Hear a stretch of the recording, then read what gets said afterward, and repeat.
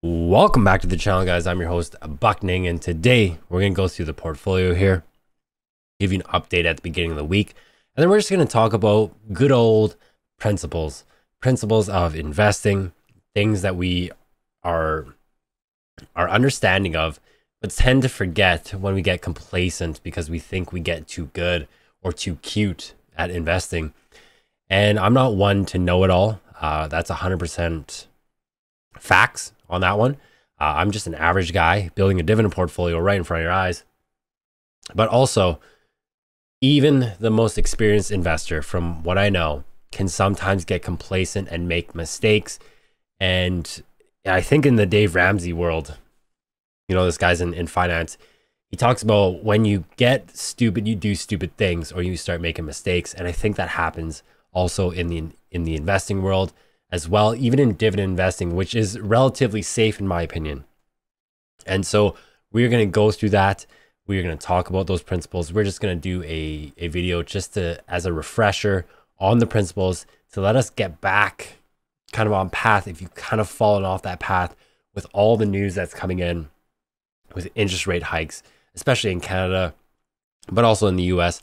This housing market, which I'm not a professional on, but from what I'm hearing, I do take that into factor because it does play a big role in the market as well, especially for those who own REITs.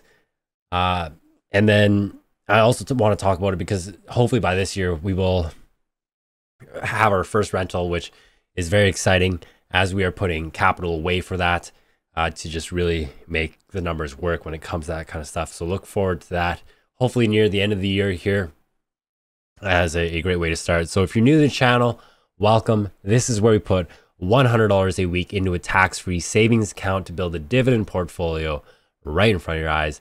And if you're not new, welcome back. So we'll just start off with giving you guys the beginning of the week update here for the week here, just starting on the Tuesday. Portfolio is closing out at $12,570.37 for the 1 week. Excuse me, we're down $59.19, down 0.47%. For the 1 month, we're up $172.01, up 1.39%. For the 3 months, we're down $519.90, down 3.97%. For the 1 year, we're up $781.82, up 6.63%. For the all, we are up $1,669.84, up 15.32%. That's for the all-time performance. As you can see here, these are the positions that we own. We have 27 cents in the cash account and $100 that's currently unavailable. That'll probably be available tomorrow, which we will use to make our purchases every single Friday. And you'll see that video on Saturday. And so that is the portfolio here. And we're going to talk about just some principles that are in the market. And one of those things is investing for the long term and not the short term. We aren't day traders. Well, I'm not a day trader, and this is not financial advice at all. But when it comes to investing, we always have to remember when we invest in a company, we are buying that stock. And when we are buying that stock, we are essentially saying, what I am buying it at today, I will sell at a later date for a higher price because it's worth more. And there's a lot more that goes into that than just saying buying low and selling high, which is your typical saying that everyone says. But from what I see happens, or what I hear, is people buying high and selling low as is a common theme in newer investors or even experienced investors that get complacent and forget the fundamentals of investing. And so first thing is first, buy low, sell high. What does that mean? Do your research in the company that you are looking to purchase stock in, whether it's in Canada, whether it's in US, whether it's anywhere around the world.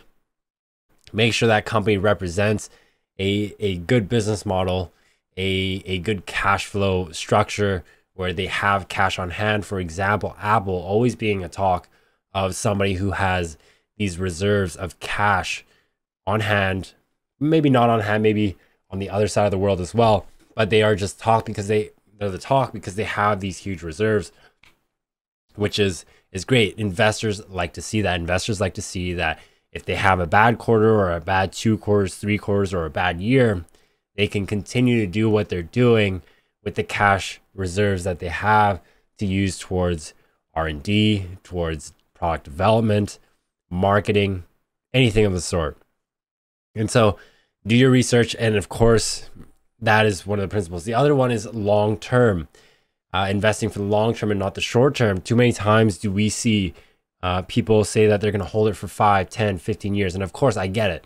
Sometimes the investing environment changes. Sometimes the stock market environment changes. Sometimes your life stages change when you're going from mid-30s and then going into retirement, and retirement maybe only being 2-3 years away, where you have to start restructuring the allocation of your portfolio. Maybe you go towards more bonds. As we know, there's always this bond market that's being talked about. For someone like myself, because I'm quite young still, I think I have no interest in bonds, and so I have mostly equities, which are stocks. I own a few. I only own one ETF, and that's the S&P 500 Vanguard ETF. The other thing is, when we look at long term for someone might be 2 weeks. Now long term for me is about 5 years out, 10 years out, 15 years out. I like to break it down into 5-year increments to see where that company is in 5 years. Because if the company's not going to be around in the next 5 years, I'm not going to invest.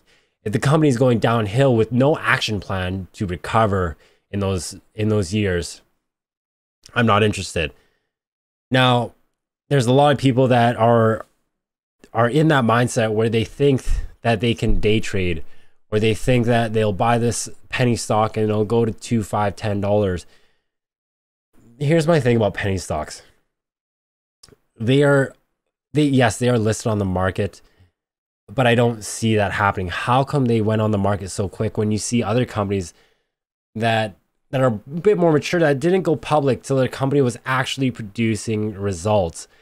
And there's something to that. And I think there's something that we forget.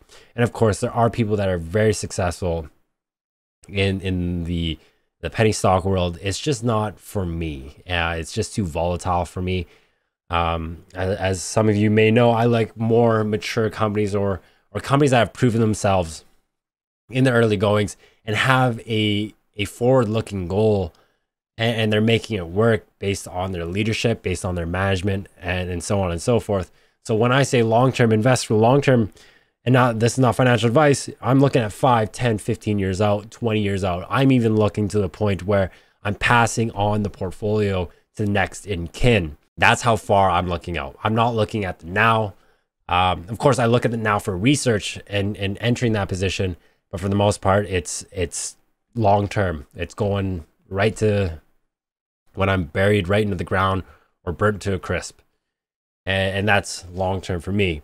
The other thing is, with all the news that's happening, do not falter to fear, in my honest opinion, because when, like Dave Ramsey says, when you get stupid, that's when you start doing stupid things or you start making mistakes. And he's right. I mean, when you start seeing a stock fall, the stock price fall and fall and fall, and yes, we are currently in that market condition where we don't know if the market will continue to drop or rise one day and then fall for another 2 weeks, and then it rises again and gets our hopes up, and then it's back down for another month. We don't know. We can't predict that. I'm just an average guy who works a 9 to 5 that cannot predict the market. Now, anybody who thinks they can predict the market and predict what's going to happen in the financial world, I'm 100% sure I'm not going to believe them. And the reason being is because I know there's people out there with degrees, with wealth of knowledge in their brain, with overqualified license that cannot predict what the market's going to do. They cannot nail it. And yes, you might be saying, well, this Michael Burr guy says the market's going to crash and he guessed it once already. Out of how many guesses did he have to, or how many predictions, if I want to put it nicely, out of how many predictions did that guy make in order to make one decision bang on and everyone's up in arms saying this guy is the oracle of the stock market financial world. It doesn't work that way. The market is going to do what it's going to do, and we have to recognize that. We have to remember that. And we have to change with the changing environment as always.